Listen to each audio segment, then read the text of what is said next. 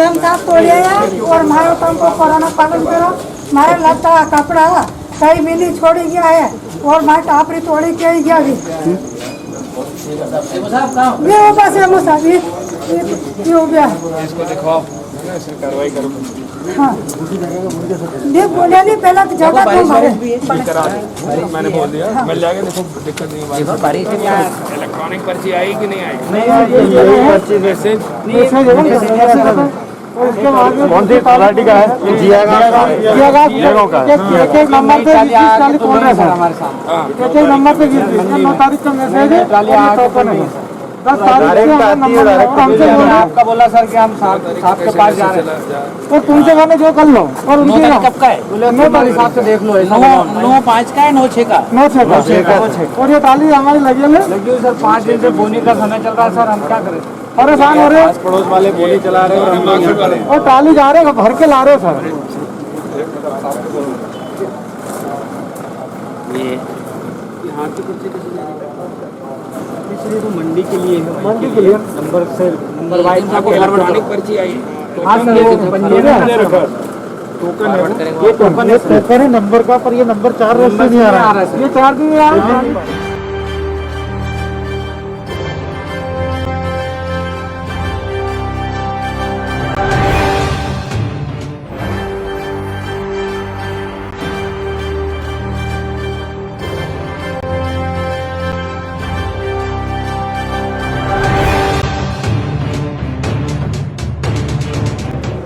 किसी की लापरवाही से अगर इस छोटे से शहर में कोरोना फैलता है और लोग उस पर ध्यान नहीं देते तो हम उसकी सख्त कार्रवाई करेंगे। सर ऑलरेडी जिले का यदि डाटा देखें तो लगभग 40% केसेस खाते गाँव में हैं और जो सैंपलिंग अभी हुई थी वो सिर्फ मतलब जो लोग बाहर से आए थे उनको आइडेंटिफाइड करके और उनके स्क्रीनिंग और उसके कारण सैंपलिंग हुई।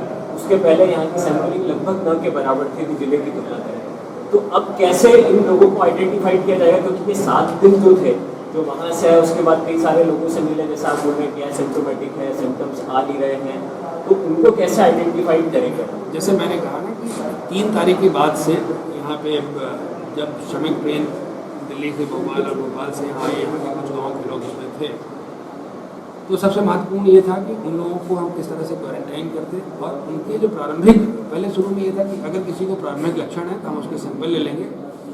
प्रशासन उस समय से थोड़ा सजग हुआ जब पहले सैंपल सेट में से 7 लोगों का केस को पॉजिटिव आ गया। मैं आपकी बात से पूर्णतः सहमत हूँ कि सैंपलिंग का साइज़ हमारा थोड़ा छोटा है, हमको इसको और बड़ा करने की ज़रूरत है। इसलिए आज मैंने बीएमओ को और साथ में मैं सीएमएचओ को भी देवास से लेकर के आया था। उनको मैंने कहा है कि एवरेज प्रति पॉजिटिव कम से कम 15 लोगों का, मतलब कोई संख्या नहीं है 15, पर अगर 20 लोग हुए तो 300 सैंपल हमारे हो जाने चाहिए। एक सामान्य अगर हम इतनी सैंपलिंग करते हैं तो ये माना जाता है कि हमारा कवरेज अच्छा है। तो हम ये कोशिश करेंगे कि एवरेज 15 से 20 पर पॉजिटिव हम सैंपलिंग करें। और मैंने जैसे 3 आपको सोर्स बताए या कि हमारे फीवर क्लिनिक में हम उसका प्रचार प्रसार कर रहे हैं।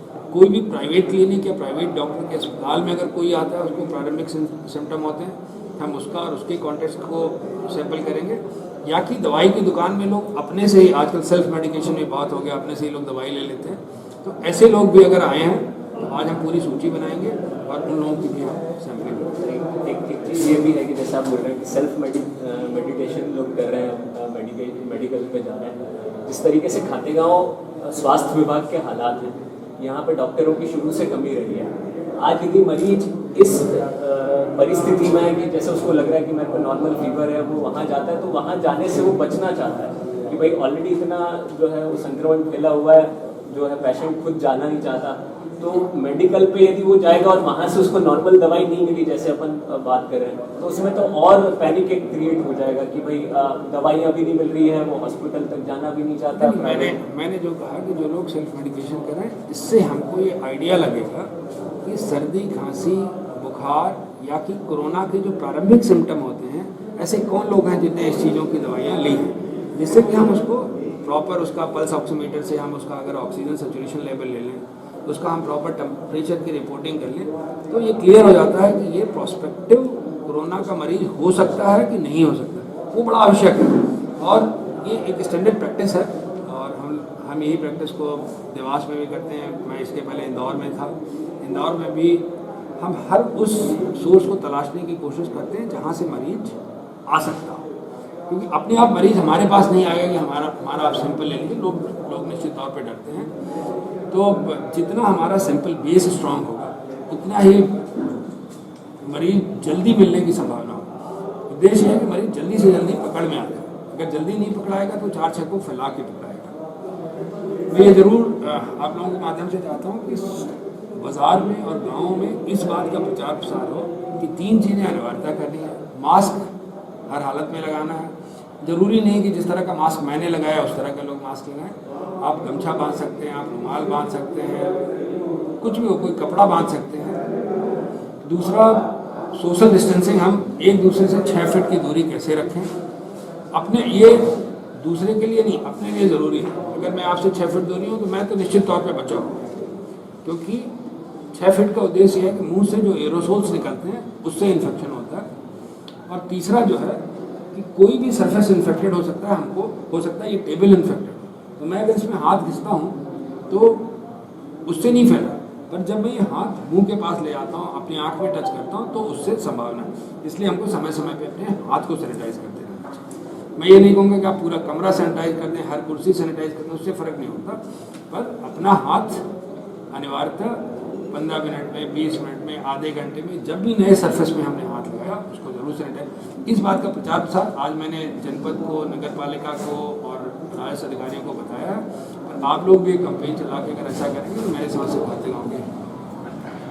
तो एक चीज़ जैसे आप बता रहे हैं, प्राइवेट हॉस्पिटल में जो मरीज जा रहे हैं, जो सर्दी खांसी बुखार हो रहे हैं, और अभी यहाँ पे कुछ ऐसी शिकायतें देखने को मिलेगी जो अधिकतर मैक्सिमम प्राइवेट क्लिनिक वाले हैं, हॉस्पिटल वाले हैं, सर्दी खांसी जुकाम के मरीज को देख ही नहीं रहे हैं। हमारा निर्देश इसीलिए हमने फीवर क्लिनिक खोला। अगर आप पूरे देश दुनिया का उदाहरण देखेंगे, अधिकांश केसेज वहाँ से फैले। कोई किसी प्राइवेट क्लिनिक में गया, वो तब उस समय समझ नहीं पाए कि ये कोरोना का मरीज हो सकता है, उस डॉक्टर को फैला, डॉक्टर ने 10 मरीजों को और देखा, उससे फैला। हम कोशिश ये करते हैं, सरकार के निर्देश भी हैं कि कोई भी प्राइवेट क्लिनिक, कोई भी प्राइवेट हॉस्पिटल कोरोना के मरीज को नहीं देखे।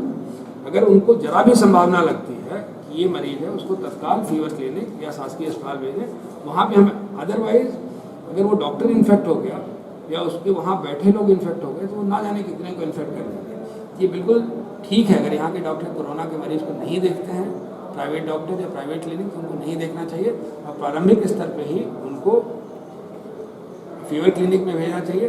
पर ये व्यवस्था आवश्यक है कि वो, मैंने आज जो बैठक में कहा है कि सारे प्राइवेट क्लिनिक और जो हॉस्पिटल्स हैं, वो अगर ऐसा कोई मरीज आता है कि उनको लगता है कि ये कोरोना का सिम्टम है, तो उसकी सूचना हमें दे दें, उसका नाम, मोबाइल नंबर और पता दे दें।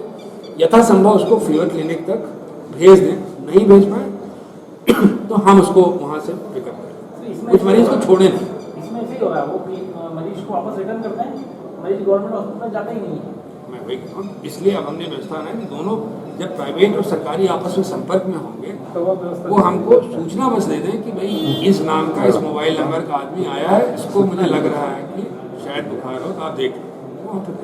सर, एक पूर्व विधायक कैलाश कुंडल ने भी कन्नौज में एक आवेदन दिया है किसानों के लेकर। 2018 का जो बीमा है उसको लेकर बार बार उनके द्वारा आवेदन दिया गया है। किसानों को कब तक इसमें राहत मिल पाएगी?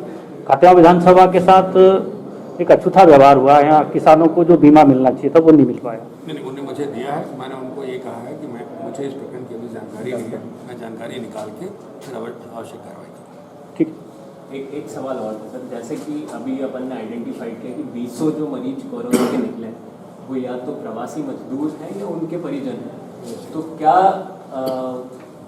देवास प्रशासन की व्यवस्था कर रहा है कि अब ये मजदूर वापस पलायन ना करते हुए यहीं पे उनको रोजगार की कोई व्यवस्था क्रिएट की जा रही है, या कुछ इस टाइप से कोई प्लानिंग कर रहे हैं कि भाई ये मजदूर वापस ना जाए? क्योंकि जैसे तैसे इन्होंने वहाँ पे 2 महीना 3 महीना निकाला है, ऑलरेडी उनकी जमा पूंजी सब खत्म हो गई है, वापस आए, फिर यदि यहाँ पे रोजगार नहीं मिला तो फिर इनका पलायन चालू हो जाएगा। तो क्या ऐसी व्यवस्थाएं की जा रही है? अभी आपने देखा होगा कि जो रोजगार सेतु वाली व्यवस्था है, एक नया पोर्टल सरकार ने किया है। हम इन सारे लेबर्स को, इनकी स्किल को आइडेंटिफाई करें, कौन किस चीज़ का लेबर है। कोई बिल्डिंग में काम कर रहा होगा, कोई कंप्यूटर में अच्छा होगा, कोई किसी में अच्छा होगा, तो उनकी स्किल मैपिंग हम कर रहे हैं और साथ में इंडस्ट्री की मैपिंग कर रहे हैं। तो फिर कोशिश ये है कि दोनों को हम आपस में कैसे मैच कराएं। तो सरकार ने ये कहा कि इसकी मैच मेकिंग की जाए। तो देवास जिले में अभी तक लगभग, बेटा थोड़ा सा पानी दे, अभी तक लगभग 21 लोगों की हमने मैच मेकिंग करा दी है। तो सारे केसेज आइडेंटिफाइड हैं, लगभग 3000 लोग, उनको हम इंडस्ट्री के साथ में जोड़ने की कोशिश कर रहे हैं, अन्य विभागों के साथ में, कि अगर इन्हें इनके लायक जो काम हो वो यहीं पे एंगेज हो। शासन की बड़ी योजना है, उसमें हम लोग अच्छे से काम करें। देवास जिला मेरे समझ से इनमें काफ़ी अच्छा काम कर रहा है। अपने यहाँ के 21 लोगों को अलग अलग इंडस्ट्रीज़ ने ले भी लिया। तो मेरे समझ से जैसे जैसे लोग सेट होते जाएंगे वो। लास्ट क्वेश्चन है, सरकार एक व्यवस्था बना रही है मनरेगा, इनसे मनरेगा से जो है मजदूरों को रोजगार दिया जाए, पर देखा जा रहा है कि मनरेगा के नाम पे सिर्फ खाना पूर्ति हो रही है, काम मशीनों से हो रहा है और उनके लिए सिर्फ जॉब कार्ड भरे जा रहे हैं। बाकी ग्राम पंचायत लेवल पे जो काम मजदूरों के थ्रू होना चाहिए वो काम मशीनों से हो रहा है। तो यदि ऐसी कोई जानकारी आप तक पहुँचती तो उसमें क्या कार्रवाई आप लोगों की तरफ से की जाएगी? अभी प्रारंभिक तौर पर ये था कि जो भी मजदूर हैं उनको हम रजिस्टर करें, मनरेगा से उसके कार्ड बने, पूर्व में कुछ के बने थे, कुछ नए के करने थे। कार्य तो अभी स्वीकृत होना प्रारंभ हुए हैं बहुत सारे तेज़ी से, और निश्चित तौर पे ये निर्देश हैं कि ये लेबर ओरिएंटेड काम है, तो देश ही मजदूरों को काम देने का मशीनों से एक सर्टेन प्रतिशत तक ही काम हो सकता है। अगर उसके ऊपर होते हैं कोई ऐसा विशेष घटना आता तो उसमें हम जांच भी करेंगे, कार्रवाई भी करेंगे। सर, किसानों का चना 1 महीना पहले से तुला हुआ है, अभी तक उनके खातों में पैसा नहीं डल पा रहा है। मतलब आप अंदाज़ा लगाएं कि इस साल रिक्योरमेंट में देवास जिले में लगभग 5 लाख मेट्रिक टन गेहूँ हमने अभी लिया, जो पिछले साल से लगभग 3000% ऊपर है। तो बहुत प्रोएक्टिव हो करके सरकार ने इस बार या प्रशासन ने इस बार, क्योंकि उत्पादन भी बहुत अच्छा हुआ होगा, पर 5000% बहुत होता है, और हमने इस लेवल तक जाके खरीदी की है। जब ज़्यादा खरीदी हो जाती है तो उसकी करस्पॉन्डिंग समस्या भी होती है, तो उसको हमको परिवहन करके कैब तक पहुँचाना, गोडाउन तक पहुँचाना। व्यवस्था ये है कि जब माल खरीदी होकर उठाव हो जाता है तो ऑटोमेटिकली किसान के खाते में पैसा चला जाता है। सारी की सारी प्रक्रिया जो है किसान हित में ही थी। जब 50,000 मेट्रिक टन होता था तो बहुत जल्दी पैसा मिल जाता था, अब चूँकि 5 लाख है, सब किसानों का ही अनाज है, इसलिए उसमें कुछ एरियाज में जहाँ खरीदी में वो था वहाँ विलम्ब हुआ। और सभी को, किसान को संतोष है कि एक बार मेरा खरीदी हो जाए, पैसा तो अभी नहीं, आज से 10 दिन बाद मिल जाएगा, और मिलना चालू भी हो गया। ओवरऑल सर एक चीज़ सामने आ रही है कि परिवहन करता जो है, जो ट्रांसपोर्टर जिसको ठेका मिला है, वो पिछले लगभग 8 से 10 सालों से लगातार ठेका उसी या उसी के किसी और सबऑर्डिनेट को वो ठेका जाता है। हर बार ये देखा गया कि ये ट्रांसपोर्टेशन में लापरवाही होती है। कभी माल कम भी रहता है तब भी बहुत आराम से माल उठता है, धीरे धीरे उठता है माल, यहाँ से देवास तक पहुँचने में या मेरा हाउस तक पहुँचने में चोरी भी होती है, पर किसी भी तरीके से अभी तक ट्रांसपोर्टर के ऊपर कोई कार्रवाई नहीं की गई। तो हमेशा एक जांच आती है या कोई बातचीत निकलती है तो उसका ठिकाना जो है लोकल के अधिकारियों पर, किसान जब गुस्सा होता है तो नीचे के अधिकारियों पर होता है, पर कभी ये चीज़ सामने नहीं आई कि ट्रांसपोर्टर के ऊपर कोई बड़ी कार्रवाई की गई है। तो ऐसा लगता है कि कहीं आला अधिकारी का जो है वो उस पर मेहरबानी है ट्रांसपोर्टर पर। तो इस पर थोड़ा सा इस बार स्पष्ट करना चाहता हूँ। जैसे मान लीजिए कि देवास का ट्रांसपोर्टर है रागा, जब उसको ट्रांसपोर्ट का काम उसको सौंपा गया होगा, अंदाज़ा ये रहा होगा कि हम इस बार अधिकतम 2 लाख मेट्रिक टन गेहूँ खरीदेंगे। अब वो 2 लाख का 5 लाख मेट्रिक टन हो गया। होता ये है कि जो उसने या मैं किसी ट्रांसपोर्टर को भी जानता नहीं हूँ, या उसके पक्ष या उसके खिलाफ पक्ष को भी नहीं जानता हूँ, पर अभी की सिचुएशन में मैं नहीं कहूँगा कि ट्रांसपोर्टर की गलती है, क्योंकि वो जहाँ तक उसने 100 गाड़ी की व्यवस्था की थी, आज हमने दबाव बना के उसे 250 गाड़ियों की व्यवस्था कराई। 250 कोई भी एक फील्ड का आदमी, उससे जब उसकी 2 गुनी 3 गुनी व्यवस्था आप कराते हैं तो उसको परेशानियाँ होती हैं। अभी यहाँ आते समय मैंने बीच में एक कैब नॉर्थ से जस्ट पहले उस्मानिया गया, हम यहाँ बैठ के भले ट्रांसपोर्टर के बारे में कुछ भी कहें, तो वहाँ 70 गाड़ियाँ खड़ी हुई। अब 70 गाड़ियाँ जब वेयर हाउसिंग की टीम वहाँ पे उनको खाली करेगी तो या कि ट्रांसपोर्टर के साथ में फिर लेबर, तो ये दूसरी जगह जाके फिर उठाएंगे और किसी दूसरे कैब में लेकर के जाएंगे। ट्रांसपोर्टर ये कभी नहीं चाहेगा कि उसकी गाड़ी खड़ी रहे, क्योंकि उसको केवल ट्रिप का और लीड का पैसा मिलता है, खड़े रहने का तो मिलता नहीं है। तो कई बार जब व्यवस्था बड़ी हो जाती है और ज़्यादा हो जाती है, इस तरह की दिक्कतें आती हैं। इस बार क्योंकि बहुत ही बड़ी व्यवस्था है, हम यहाँ तक की कोशिश कर रहे हैं, अन्य जिलों से ट्रांसपोर्टर को हमने बुलाने का प्रयास किया, क्योंकि हर ज़िले में बहुत ज़्यादा उठाव हुआ है, तो सब लोग वहाँ पर आ नहीं रहे। और इस समय ये टाइम नहीं है जहाँ पे मैं अपने ट्रांसपोर्टर की गलती देखूँ। महत्वपूर्ण यह है कि जितना भी गेहूँ हम खरीद चुके हैं उसका तत्काल उठाव हम कैसे कर लें, और उठा करके हम उसको सेफ जगह पे वेयर हाउसेज में कैसे भेजें कि जिससे गेहूँ खराब ना हो और किसानों को तत्काल उसका पैसा मिले। थैंक यू सर, धन्यवाद। पानी